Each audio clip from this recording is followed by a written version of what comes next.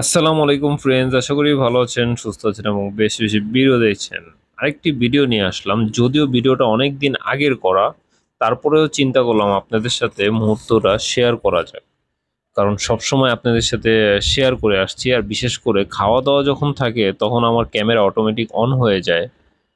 Camera তো on হয়, পাশাপাশি আমার ক্ষুধাটাও কিন্তু খুব বেড়ে যায়। আজকের আয়োজনে ছিল খিচুড়ি আর ৩-৪ রকমের ভর্তা। যদিও সবসময় বিরিয়ানি, খিচুড়ি, তারপর আরও নানান আইটেম তো থাকেই, বাট আজকেও কিন্তু খিচুড়ি নিয়ে আসলাম। আর এই খিচুড়িটা কিন্তু ভুনা খিচুড়ি ছিল, আর একদম ঝরঝরে একটা খিচুড়ি ছিল।